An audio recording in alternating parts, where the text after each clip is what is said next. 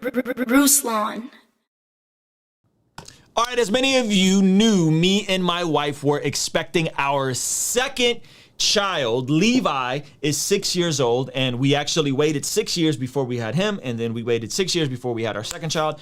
And so the second child was born Saturday at 8:31 a.m. in San Diego.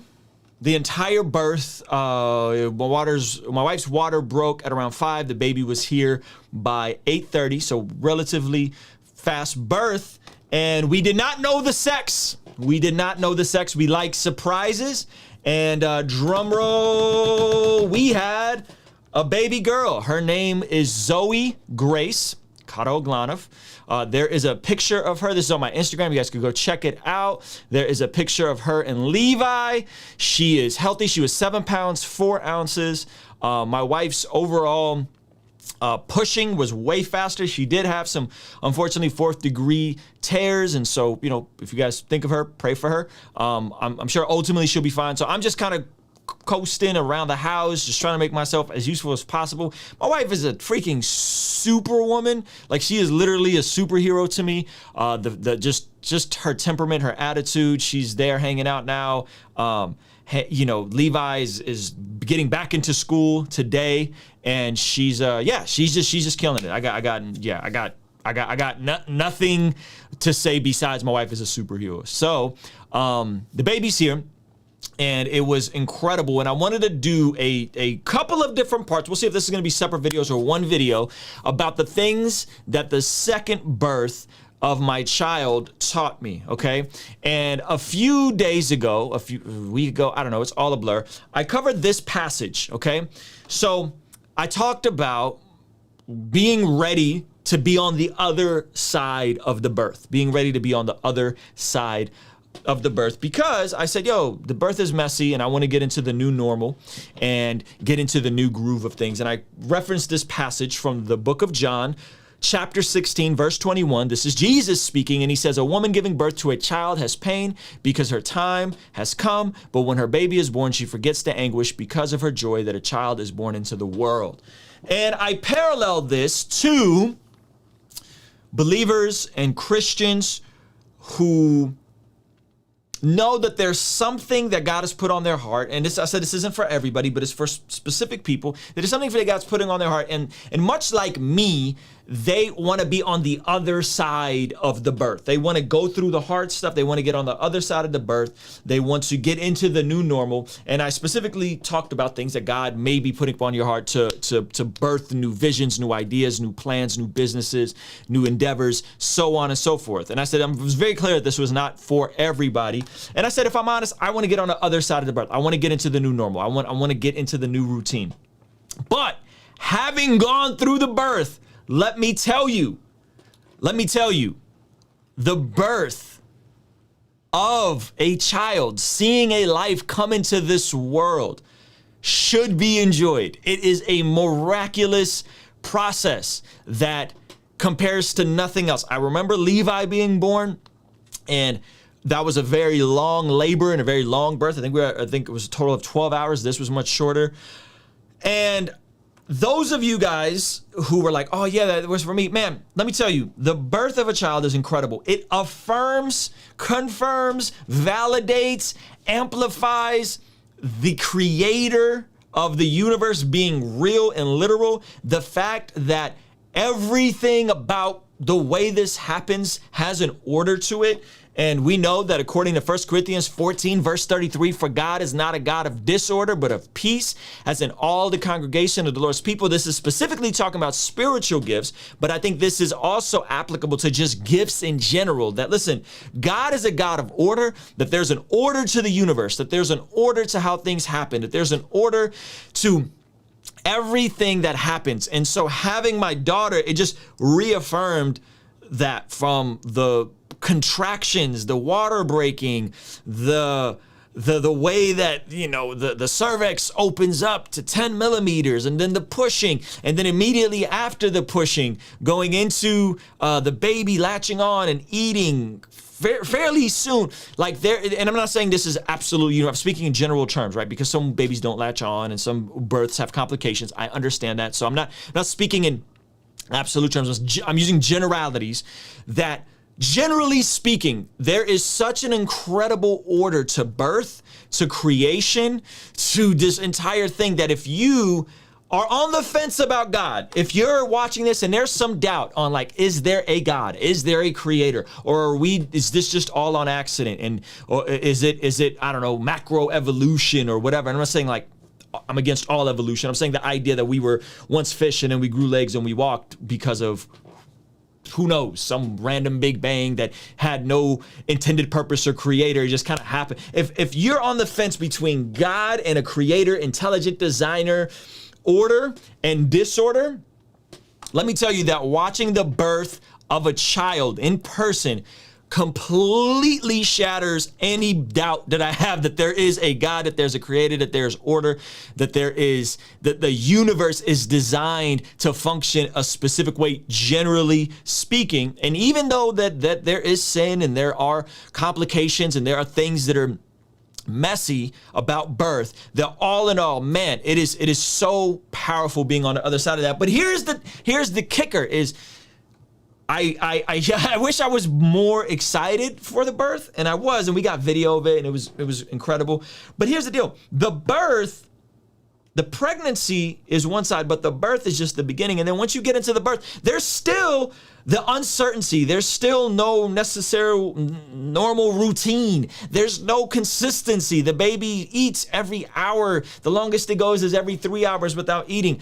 There's still disorder. And so I'm using the parallel of birth to the parallel of God wanting to birth new things inside of us, inside of this generation, inside of some of you watching this that have visions and dreams and desires to start businesses, to help people, to add value. That, listen, the preparation is hard, the birth is hard, but then the afterbirth is hard. It's all hard.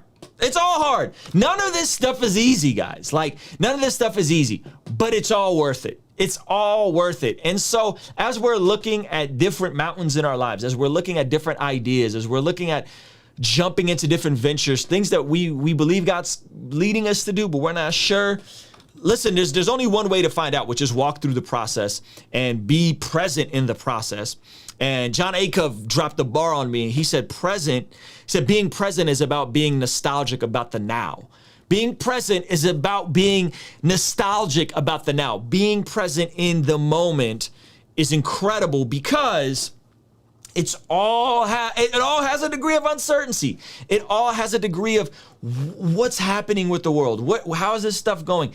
Is the baby going to be healthy? Is this right? Like you just don't know, and you're kind of on edge. But that's life, man. That's life, and that's especially attempting to walk into the fullness and the flourishing that is afforded to us in Jesus Christ. There is a degree of uncertainty. There is a degree of we don't know what's on the other side of this thing, and there is a degree of just faith, man. Just holding on for faith. And so thankfully, the birth was. All things considering, my wife had a birth with no complications. She did have some tearing, but I think she'll be fine in a couple of months. She's gonna be okay. The baby's home. It's healthy. It's eating all the time. It's latched on. Levi's an incredible big brother. You guys could go look at pictures on my Instagram if you're not following me on Instagram. And so what I want to do is I want to go into I think this will be a couple of different videos about the different things that having the birth of my second child affirmed about what I believe about the world, what I believe about God, what I believe about end times, what I believe about flourishing, right? And so I'm going to be diving into some of this stuff and I'll define it in a way that I think will be palatable. So I hope you guys stick around because there's a couple different things we're gonna touch on. that I think having gone through this, for me, it confirms that I need to double down, on some of these things instead of backing away because I don't want to offend some of you guys, instead of backing away because I don't want to alienate some of you guys. I think I have to double down on these things, especially now being a girl dad, right? Especially now being, or is it a girl dad or dad girl? Especially being on the other side of this. Kingstream Entertainment, Ruslan. So over the weekend, as me and my wife were in the hospital having our second child, Zoe Grace, Justin Bieber dropped a surprise Easter EP, which I thought was phenomenal. I thought it was really good. And there's some things that I'm going to talk about that I didn't think were so good about it. It's not that big of a deal, but generally speaking, I was very, I was proud of the dude. I don't know Justin. I've seen him once in person at a Bible study. He seems like a cool dude from everything I've gathered. But I enjoyed the record. I listened to it all the way through, and I'm going to talk about some of my concerns in a second here. But I listened to it all the way through a couple of times.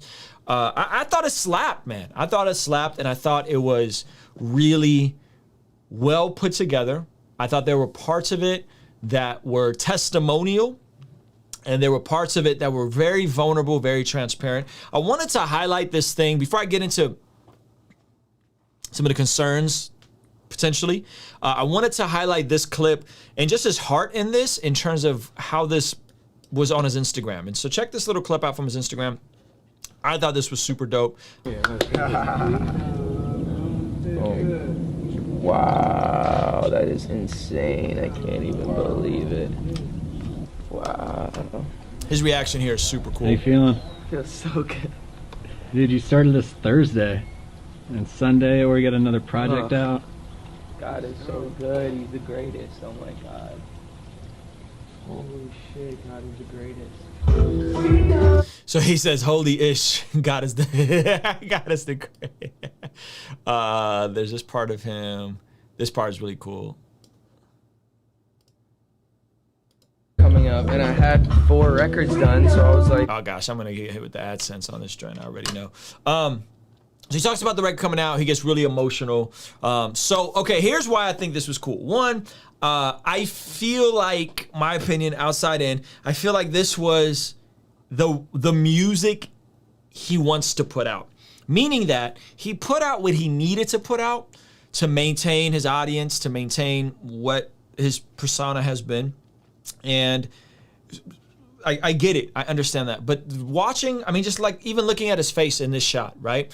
I felt like this is the record that he wanted to put out. I feel like the fact that they put it out in a couple of days was really cool. And I feel like this is his way of catering to who he wants to become and who he's becoming, and also who he is right now as the pop star Justin Bieber. Some of you guys were asking me, what did I think about his song Peaches? And I listened through a couple records on the album he just put out. I don't know what it is. I don't really be listening to music like this. But the song Peaches and some of the profanity on the record, right? And you guys were like, what do you think about him saying, you know, he gets his weed from California, that's that ish.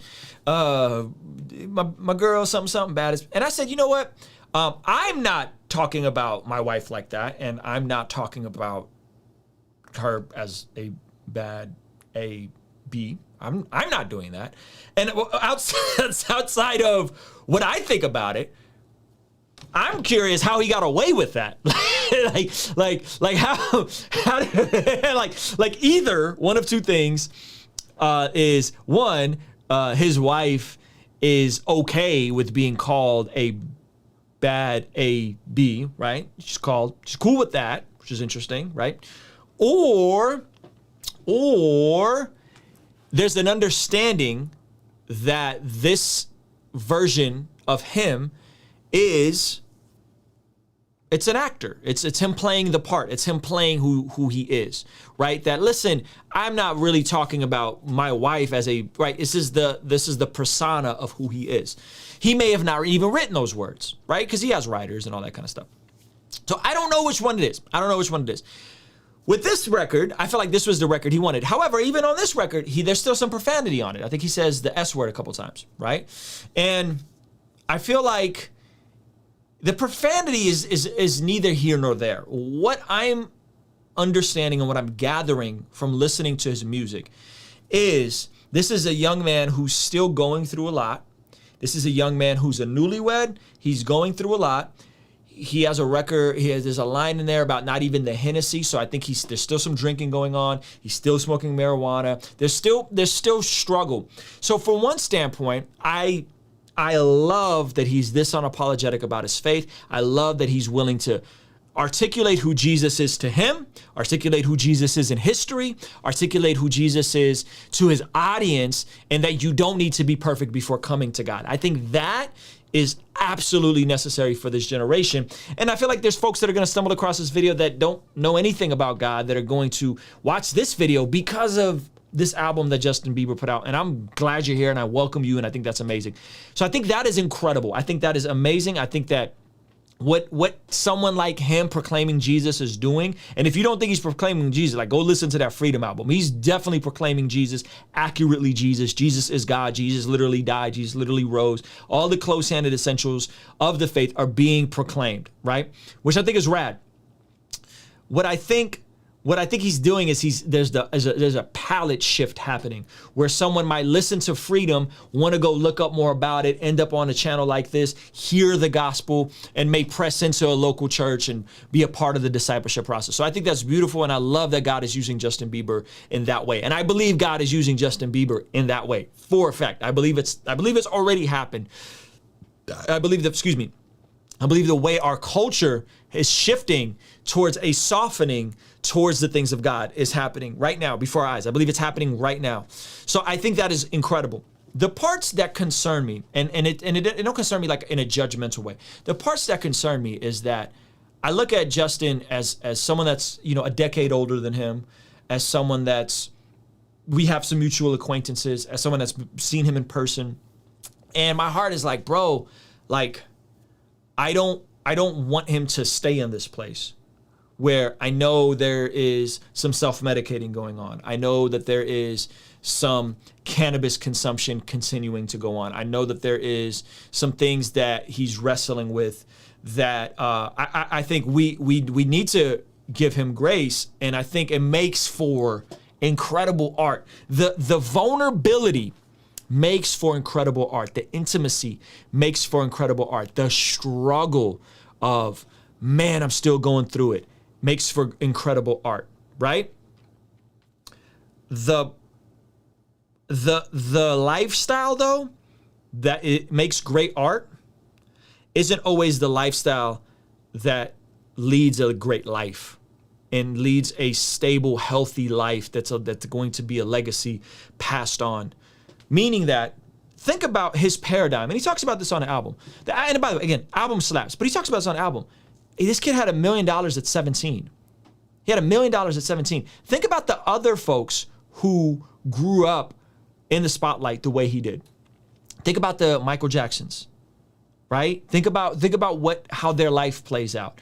Think about the tension that they go through. Think about the over-the-top what that does to somebody's psychology. And no man is supposed to be praised and worshiped like that, right? There's a lot of stuff that this dude is dealing with that is not just gonna go away, that he's getting help, and I'm proud of him for getting help. But the very things, and I've seen it firsthand, the very things that make someone a brilliant artist and a brilliant creative are sometimes the antithesis to what makes them a whole human being that can function into their 50s, 60s, and 70s. And I want to see Justin healthy and functioning and doing great and being a legacy artist and being someone that's at the stature of Bono or someone that's at the stature of Mr. Rogers. If you guys haven't seen that Mr. Rogers movie, you should go watch it, right? Mr. Rogers literally transformed the world through media, art, and music.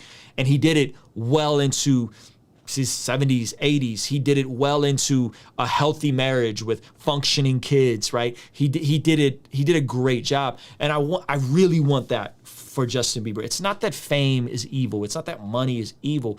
It's that this amount of pressure, this amount of tension on a young, new married man who's still going through stuff, it's hard, man. It's hard, and you hear it in the music. And I think that's what makes this music so different than Christian music. Most Christian music is written from the perspective of a testimony. I was doing this, and then God stepped in, and now I'm here, right? I was here, then Jesus happened, now I'm here. Justin Bieber is telling you what he's going through right now. He's telling you what he's going through right now. It's very intimate. It's very vulnerable. It's very transparent. A lot of Christian music isn't telling you the struggle that's happening right now. It's more of a past tense struggle. It's more of a, I've already done this. I've already conquered this mountain, right? So I think that's what makes it refreshing. And I think that's what actually makes it great art, right? I think that's what makes it great art. My heart for Justin, and I don't know if he even has any awareness of who I am, right? But my heart for him is that the great art would not just be great art, but that great art would be a great marriage, would be a great family, that great art would be a great legacy, a great legacy for the name of Jesus, right? For the sake of the kingdom, that what we saw from a Bono in the way that Bono was unapologetic of his faith, that it would be even more amplified with Justin Bieber, right? Bono was like one of the last pop stars that was like Bono, Kanye, right? One of the last pop stars that were like super, he's still around making great music, still touring. I think U2 was the highest touring. And Bono was, just Google Bono and Jesus, right? And you'll see multiple interviews of how unapologetic Bono is. But Bono is married. Bono has a family. Bono has kids. Bono's been married forever. No scandals, right? 30 years into this thing, 40 years into this thing, he's still walking with the Lord, right? And I'm not, again, this is not like a cosign of everything Bono believes or has ever said. I don't know. I'm just saying, like, if you look at his art, it's reflective of Jesus. If you look at his interviews, he talks openly about his faith, but that Justin would be even more unapologetic and more open about it. But that there would be life transformation and sanctification that can sustain him into his 40s, into his 50s, into his 60s. That's really my heart for it, man, because you could tell he's going through stuff, man. And sometimes going through stuff makes for great art, and sometimes going through stuff makes for great content, but it doesn't always make for a great life. It doesn't always make for a healthy, stable foundation. And so I know he has some good guys in his life. I know Judah's in his life. I've met Judah before. Solid dude from my experience, not co-signing everything he ever said from a pulpit. Some of you guys are goofy with that stuff, right? And I'm believing the best for him. Pray for this dude. Like, really pray for this dude. If you're watching this and you're offended, you're a Christian, and you're like, oh, he didn't do this right, or oh, he said the S word, or oh, right? Like, I want you guys to really stop and be praying that, hey, man, this is arguably one of the most famous people in the world, right? And he's recently gotten married. He's repented of his sexual immorality. He's gotten married. He stopped doing hard drugs. There's measurable fruit in this man's life. And there's also things that I feel like are incongruent in his life, right? I'm not calling my wife a bad A-B, okay? I'm not saying that. And she's not gonna be ever cool with me saying that in any context. So I think that's a bit incongruent if I'm fully transparent. So we need to be praying for him. Like, we really need to be praying for him, believing the best for him, believing that God's going to move and continue in that sanctification process. If he doesn't have therapy, pressing into therapy, pressing into biblical counseling. I think Judah Smith is great. I don't think Judah Smith is going to be enough for him to navigate the type of stuff that the type of stuff and the pressure that Justin feels. Like, Justin's going to need an actual therapist, like a Christian therapist, a Christian counselor, some people in his life that Judah could be a great leader in terms of, like, as a pastor. And I think that's incredible, but that deeper level, right? And again, guys, like, there's been some incredible men of God in my life that have recently stepped back in, that are just rocks that are helpful for me. And I'm nowhere near where he's at, but it's been the perfect timing for me. And I'm on some, like, yo, I got a second baby. Like, let me get my butt back into therapy just so that I'm preemptive, just so that if the struggle, like, really gets crazy or whatever, I'm triggered by your comments or whatever, like, I'm being preemptive. So I could only imagine the stuff, the pressure that he's under. The dude's, I think he's worth like $250 million. Imagine being able to have access to anything you ever want at any time, right? And if you listen to the music, if you listen to the song on there that literally just sounds like Ecclesiastes, right? I think, is it the second track? And he's, by the way, he's rapping on this very well. He's rapping, he's singing, he's doing a great job. So I mess with the record. I love the record. I think the record is good. My only beef with the record is, Justin, we needed more records. I want a whole album like this. I want his whole catalog to be like this. And I think he has the degree of social credibility and social influence that he could say whatever he wants. He could do whatever he wants. He can make his entire catalog this kind of music, and people will still love him for it. People will still love him for it. People will still rock for him for it. And I think he did the right thing. I think he gave people what they needed from him, maybe what the label needed from him, maybe what his fans needed from him, a pop album. And then he pivoted and he went and he said, no, I'm gonna do what I want. He gave us a dope Easter gospel EP that he put together in a couple days. You know what I'm saying? And hopefully that's helpful, man. I'm praying for him. I think this is great. I think this is a ministry opportunity for you, meaning that if you have fans in your life, Justin Bieber fans in your life, folks that you know are fans of his, this is an incredible way to start a conversation and tell them about Jesus. Have you heard that new Justin Bieber album? Oh yeah, it's cool. Yeah. What do you think about him talking about Jesus and Jesus dying for our sins? Like, it has never been this easy to share the gospel with people, man. It has never been this easy to share the gospel. So I'm praising God for this. It's flawed as some of it may be. I am praising God for this. We've never had a moment like this. The last time we've had a moment like this was Passion of the Christ. And Passion of the Christ was put together by Mel Gibson. Okay, and you want to talk about Justin Bieber being flawed? Like, ain't nobody putting Mel Gibson on their deacon board, right? like nobody's lining up to put Mel Gibson. But God used Mel Gibson to create Passion of the Christ, and all my Christian friends went and saw Passion of the Christ because it was that big. Right. And then we had Kanye with the Jesus is King, and then the Sunday service things. A lot of people went to that, and the gospel was proclaimed at that. And it was powerful, man. It was powerful. I went to multiple Sunday services, and there was a lot of folks that heard the gospel for the first time through Kanye. And there's gonna be a lot of folks that hear about Jesus for the first time through Justin Bieber. And so pray for Kanye, pray for Justin, pray for these brothers, man, because whether or not any of us or myself or whatever ever gets to talk to them, like that stuff is whatever. I don't care. I'm excited that this allows for a conversation to happen about Jesus. And you should be too. And you should be too. And if you're offended, get on your knees and pray for this dude. King's Dream Entertainment. Ruslan. Speaking of the first time I've heard about Jesus, some of you guys may or may not know my story, but I grew up as a functioning atheist, more or less, because of the trauma I experienced early on in church. And by the age of 11, 12, 13, I was literally the dude in my neighborhood who was saying I didn't believe in God because of the church hurt. And there were people in my life that were prophesying over me and telling me I was going to do things for God. And I was like, you guys are crazy. There is no God. And the moment I got warmed up to the idea of Jesus being a savior, Jesus being someone who was real and tangible and loving and personal and caring about me, was actually when I started listening to DMX. I got softened to the idea of there even being a God, listening to Tupac. But listening to DMX and that first album, and hearing an album that was about debauchery and murder and all kinds of wild stuff, and then hearing that prayer and hearing that song about 2 footsteps was a powerful moment. I remember it very, very clear.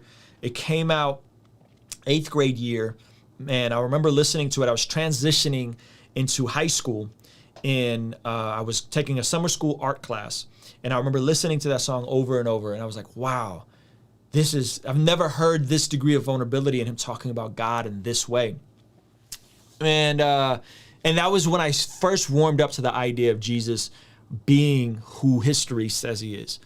I then went into the faith through the door of apologetics, and I was dating a Jehovah's Witness girl at the time, and I went and I read the New Evidence That Demands a Verdict by Josh McDowell, and it was a really eye-opening moment, and I came to faith maybe 2 years after that initial interaction with listening to DMX. And as confusing as it was, as wild as some of the other content, there was always that prayer, and there was always that Christian song on the album, and that was actually my first time hearing about Jesus in a way that made sense.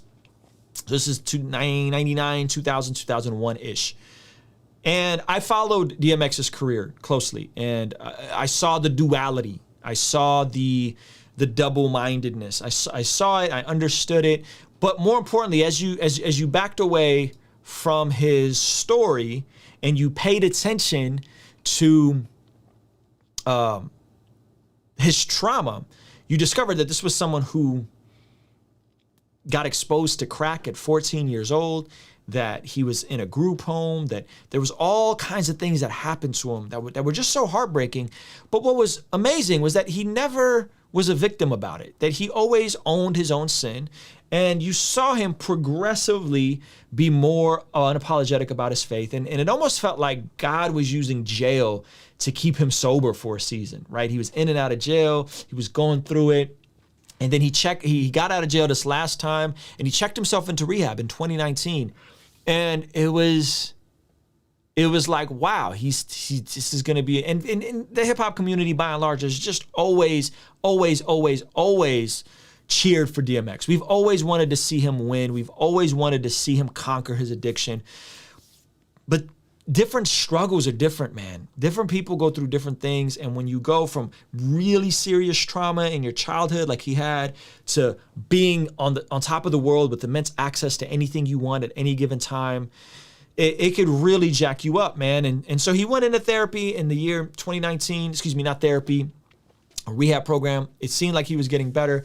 And then the morning that my daughter was being born, I got a text message actually from John McCrae, like, "Yo, did you hear about DMX? He just had a drug overdose, and they're saying he's in a vegetative state." And the reports have been conflicting, but more or less, it seems like it's been pretty bad. There was a big vigil outside of his hospital, and it is one of those things where addiction is real, where we don't know what people are really going through and the type of issues they may be having, the trauma they may be going through, the tension they may be going through behind the scenes.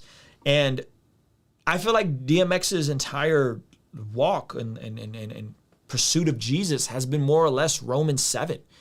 These things that I don't want to do, I keep doing, right? What a wretched man that I am. And I really believe that that he knows Jesus. Like, I really believe that he is born again. I really believe he is saved. I feel like he's produced the fruit of the acknowledgement and then also the effort to make the changes in his life. And it's heartbreaking. It's heartbreaking, but I believe the grace of God is big enough, right? And some people don't know this about addiction. And this is why when I talk about eternal security, it's not on no like you get to go live on any way you want to live on and just do whatever you want to do because you're in Jesus now. And I don't think DMX believed that. Like, I don't think he thought his crack addiction was cool. I don't think he believed that this stuff was okay, right? I think he knew that there were things that he just couldn't control. And what people don't know about addiction, especially with hard drugs, is if you get clean and sober, and then you relapse, that because you haven't done drugs, because you haven't been doing whatever he was doing, I don't know if he was smoking crack, heroin, whatever, right? That the overdose is actually more likely than not. And this is actually not as uncommon as we think it is for folks to get clean, to get sober, and then have a relapse, have a tough night, a tough day, a tough week, a lapse in judgment, do the drugs again, thinking this is my last time, and then overdose. I know people that this has personally happened to. I know people this has personally happened to. Had an amazing streak, were great, Jesus did incredible things in their life, and then they just have a brutal time, and boom. The drug, their system's not ready. The amount they used to do when they were an addict, they can't handle anymore, or it's laced with fentanyl, and then they die. They overdose, right? right? This stuff happens all the time. So what am I talking about this? One, let's be praying for DMX, man. It would be a miracle. It would be a miracle if he pulled through. I believe in a God of miracles. I believe God can do anything. This man's been through hell and back, literally hell and back. So I want to talk about that. Two, for those of you guys that are like really hardcore on like Christians can't struggle with sin, you can't wrestle with sin. It's like, first of all, go read the book of 1 Corinthians. Like chapter 3, he's calling them worldly Christians. Chapter 5, he's talking about their flippant sexual immorality that's in the church. The entire book of Corinthians is written to Christians who were struggling with sin, worldly, carnal Christians struggling with sin. And yet Paul never questions their salvation. And I'm not saying that if you're saved, you can just go back to your sin and not feel anything about it. I'm saying that sometimes trauma, addiction, these things are wild. And I believe that DMX, God forbid, if he passes away, I believe he's going to go be with Jesus. And I'm going to stand on that. And I believe that if your friends who died of an overdose, but they had a radical, transformative, born-again experience with Jesus, they're going to go be with Jesus. So the grace of God is substantially bigger than whatever dumb decision we make in the moment. That's not an excuse, friends. That's not an excuse for you to live any way you want. The grace and the kindness of God is way bigger than any lapse of judgment. And remember that God died for all sins, past, present, and future.